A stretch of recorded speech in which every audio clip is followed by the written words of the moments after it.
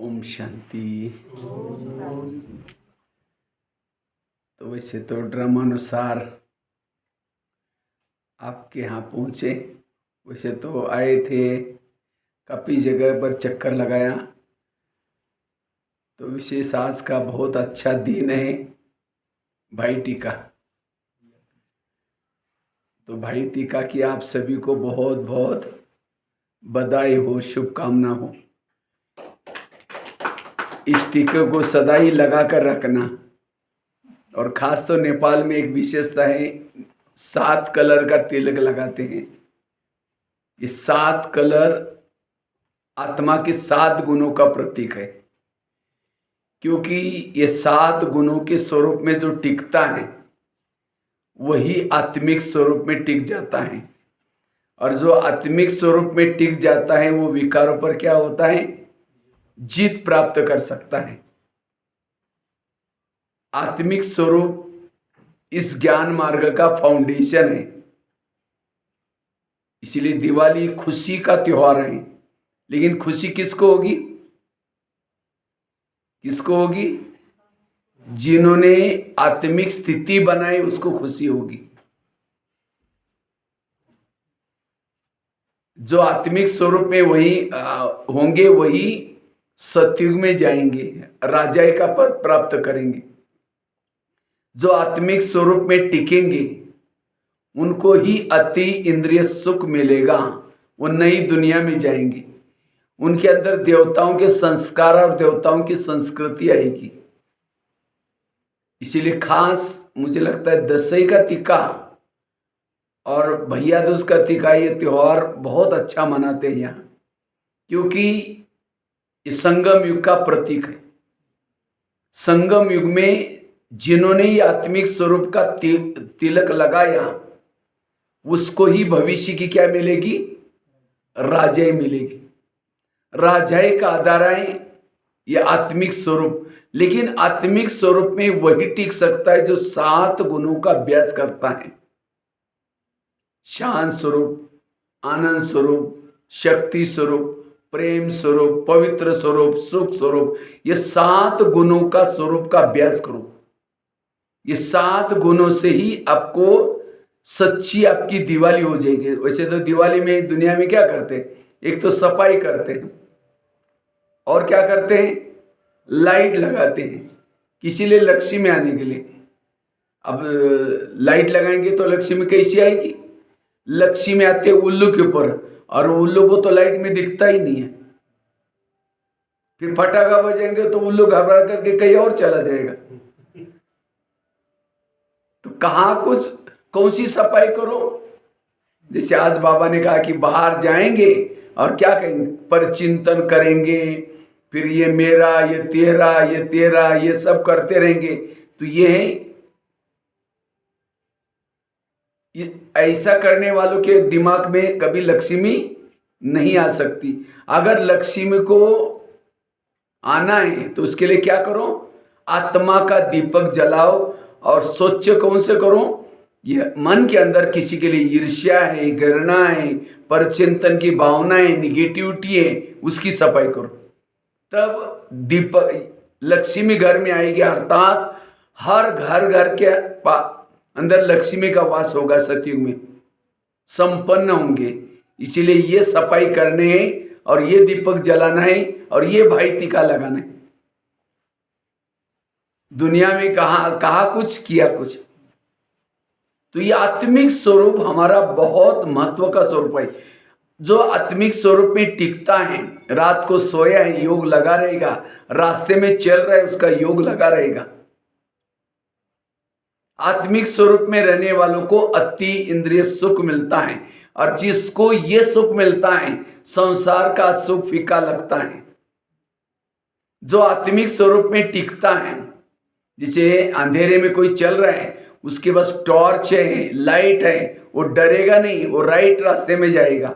इसी तरह इस कलयुग की अंधेरे में जिसने आत्मा का दीपक जलाया, जो करेगा राइट करेगा, जो करेगा अच्छाई करेगा, पुण्य कर्म करेगा।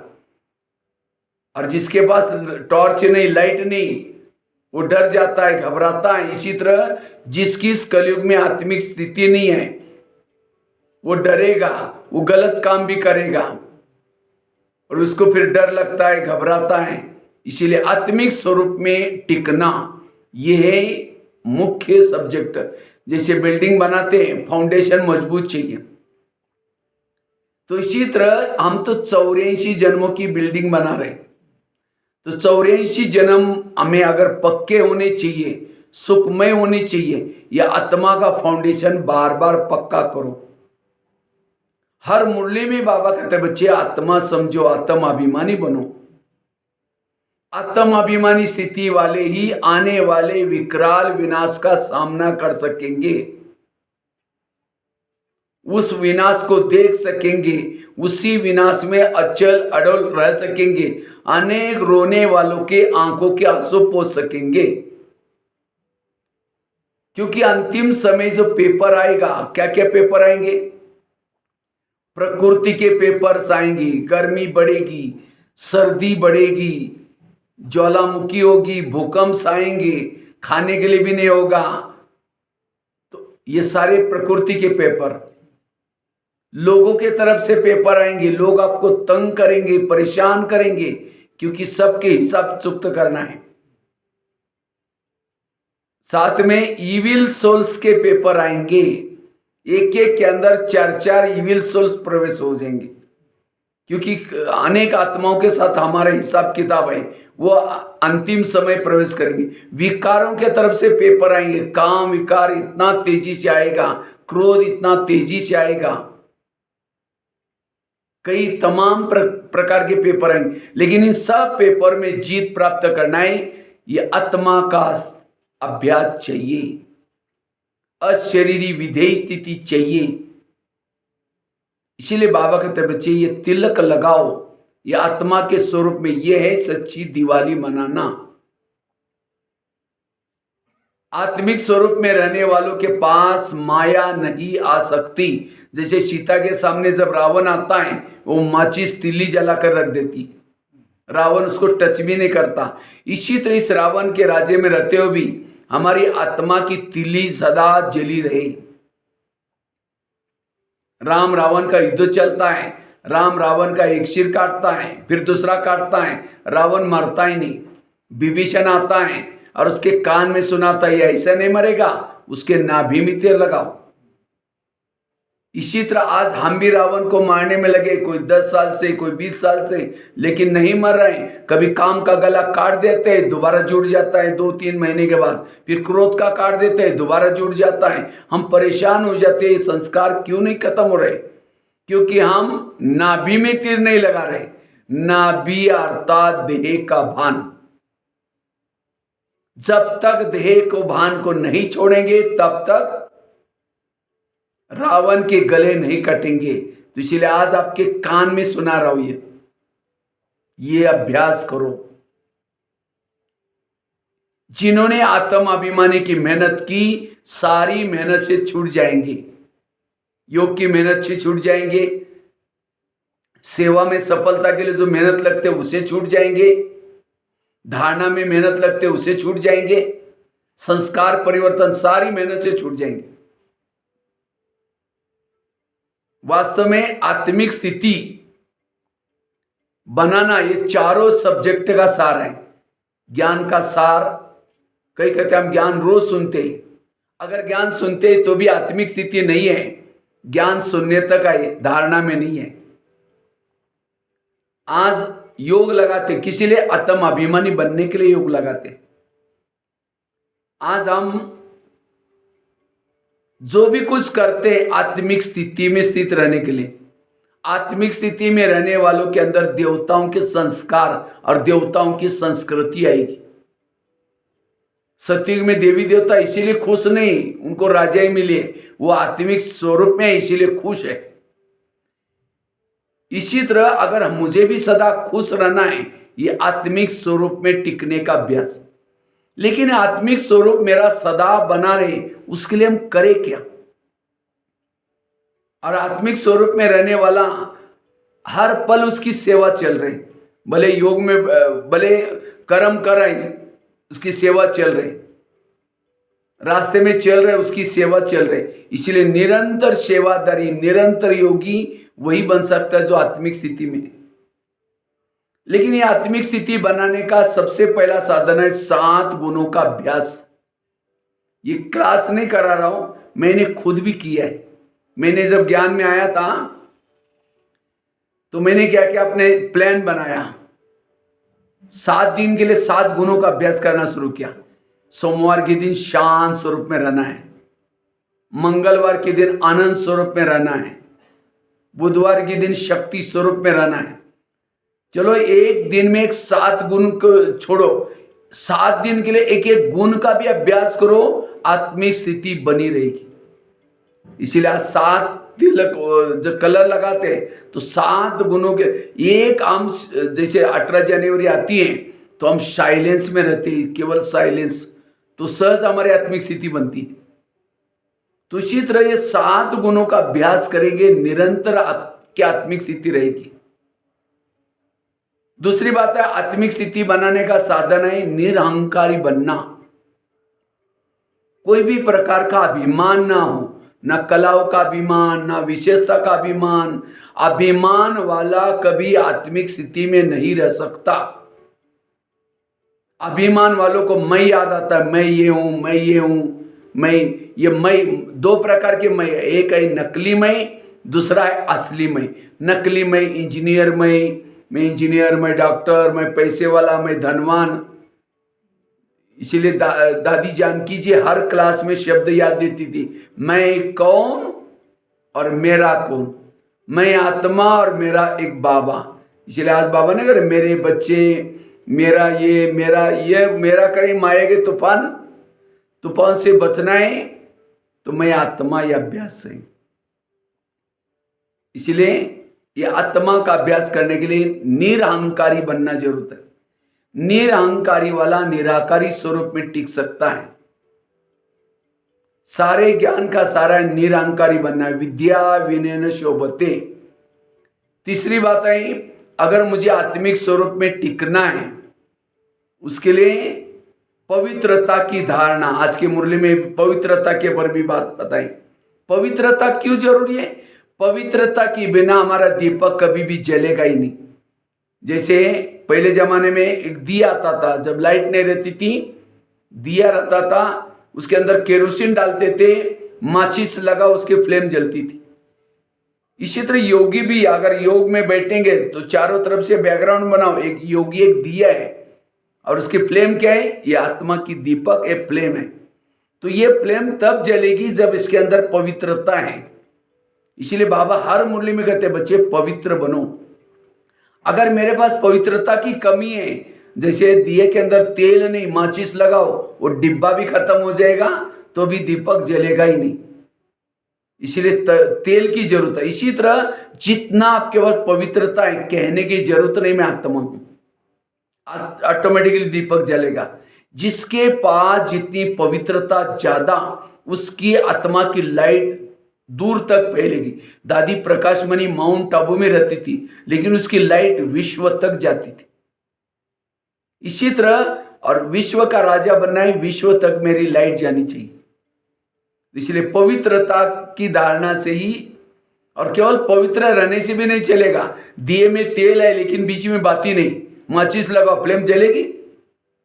अगर फ्लेम जलने तो बाती चाहिए। बाती क्या करते हैं? नीचे जो तेल है वो कहां पहुंचाते हैं? फ्लेम तक। इसी तरह स्मृति है बाती। मुझे सदा ये करना है, अब ऊपर जाना है, मैं परम धाम से आई हूं, मेरा बाबा परम धाम में रहता है, मेरा सब कुछ मेरा परम धाम में है। बुद्धि वहां लटकी रहे। जिसकी बुद्धि ऊपर है, ऊर्जा ऊपर चलते हैं। जैसे फ्लेम का भोजन है केरोसिन, आत्मा का भोजन है पवित्रता। जितना उस भोजन को पहुंचाएंगे उतना, आज कई कहते हैं मैं मेहनत करते हो लेकिन सोल कॉन्शियस बनते ही नहीं, क्योंकि आप पवित्रता यहां तक पहुंचाते नहीं। अगर नहीं पहुंचाएंगे वो पवित्रता आपकी दृष्टि से जाएंगी, वृत्ति से जाएंगी, फिर कई चंचलता हो जाते हैं, कई स्थूल रूप में भी पवित्रता भंग हो जाते हैं। क्यों? हमने पवित्रता का यूज नहीं किया आत्मिक स्थिति में रहने। इसलिए जो योगी होते हैं उनके चेहरे में चमक होती है, क्योंकि उसका दीपक जल रहा अंदर। इसीलिए सदा हमारी स्मृति ऊपर रहे, बुद्धि ऊपर रहे। और जिसकी बुद्धि की किसी व्यक्ति में लगी है, वस्तु में लगी है, मेरा मेरा बाबा क्यों कहते हैं नहीं करो? क्योंकि जब बुद्धि अटैचमेंट वहाँ है, पवित्रता ऊपर नीचे चलेगी और जिससे क्या हो जाएगा, देह का भान आएगा। इसीलिए पवित्रता से आत्मिक स्थिति, 3 बातें बताई।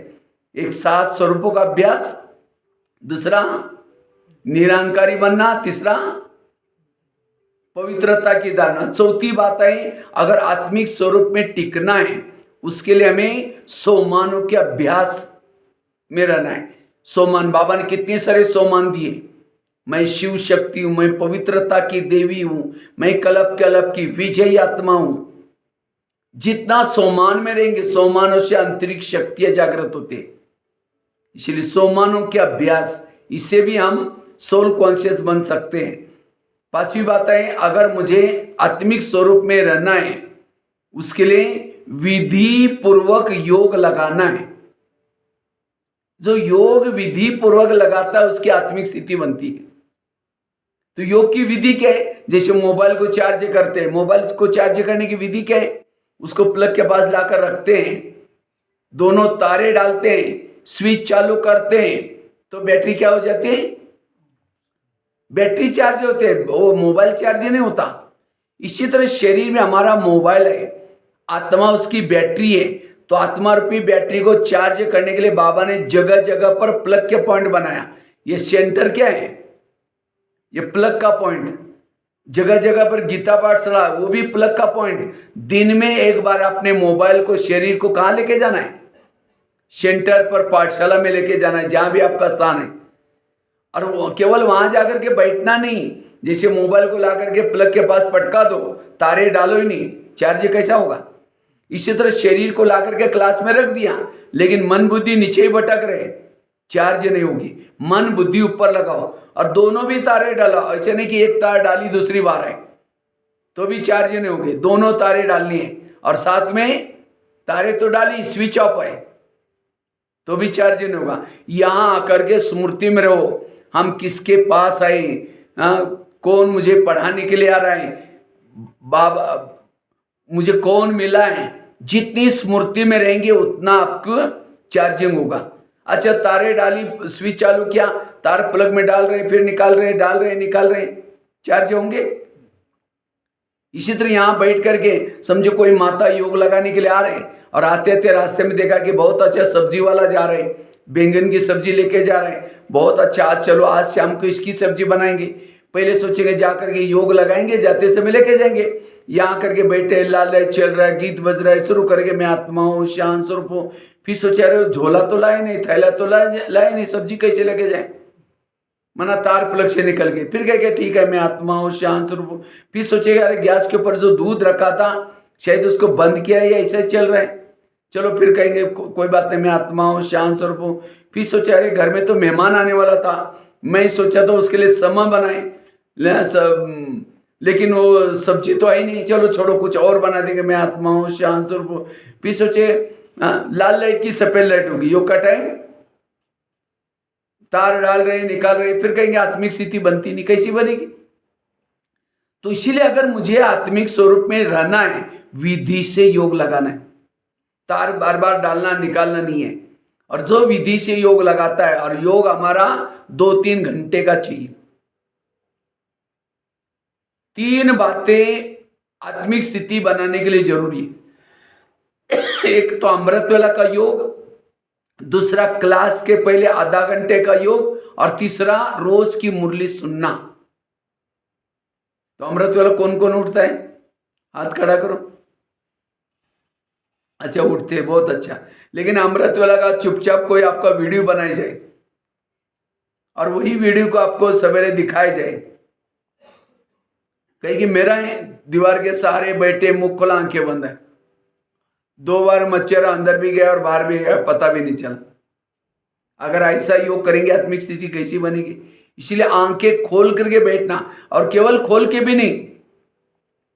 अब समझो कोई मेहमान घर में बैठा है, उसके चेहरे की तरफ देखते रहो, हाँ, या समझो मेहमान को फोन करके बुलाओ, वो आने से पहले दरवाजे खिड़की लगा करके सो जाओ, वो बेल बजा रहे, घंटी बजा रहे, दरवाजा नहीं खोलो, कैसा लगेगा? उसको लगा अरे मेरे को इन्होंने बुलाया, मैं 10 काम छोड़ के आया, वो चला जाएगा।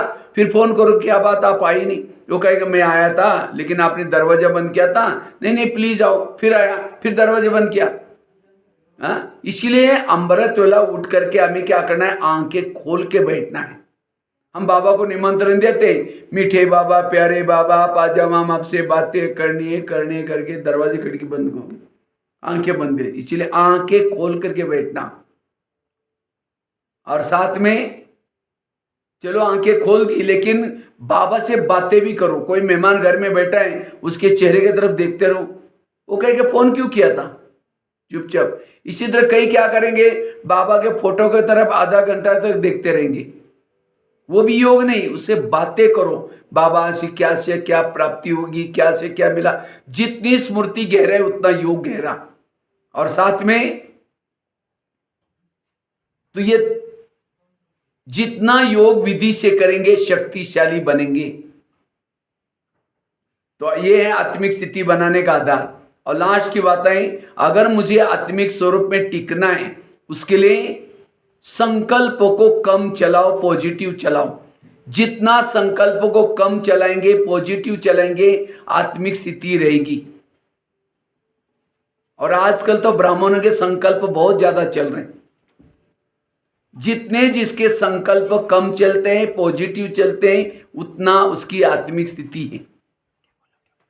जैसे घड़ा भर दिया, उसको छेद है तो पानी सारा क्या हो जाएगा, निकल जाएगा। इसी तरह थोड़ा योग लगाया, अमृत वेला किया और सारा दिन निगेटिव सोचा, जितना भरा सब निकल जाएगा। इसीलिए जितने संकल्प आपके समर्थ है, पॉजिटिव है, मन को चुप रखो, चाहे कुछ भी हो जाए। और जिसका मन चुप है वो आत्मिक स्वरूप में है। भविष्य में मूर्तियां वही बनेंगे जो संगम युग में मूर्ति बनता है। आकाश के चंद्रमा को पानी में देखना है तो पानी कैसा चाहिए, स्थिर चाहिए। परम धाम के परमात्मा को मन में देखना है, हमारा मन कैसा चाहिए, स्थिर चाहिए। लेकिन आजकल ब्राह्मणों में संकल्प ज्यादा चल रहे, और जिसके संकल्प ज्यादा चलते हैं वह वही मंडल खराब होता है। जिसके संकल्प निगेटिव चलते हैं वह आत्मिक स्वरूप में टिक नहीं सकता। जिसके संकल्प ज्यादा चलते हैं उसके बोल निगेटिव, वृत्ति निगेटिव, दृष्टि निगेटिव, सब कुछ निगेटिव। इसलिए संकल्प को समर्थ बनाना। और संकल्प जिसके ज्यादा चलते हैं उसको कई प्रकार की बीमारियां होने की संभावना है। इसलिए कहते हैं ना, जिसका पाँव गरम, पेट नरम, दिमाग ठंडा, उस घर में कोई डॉक्टर है उसको मार दो डंडा।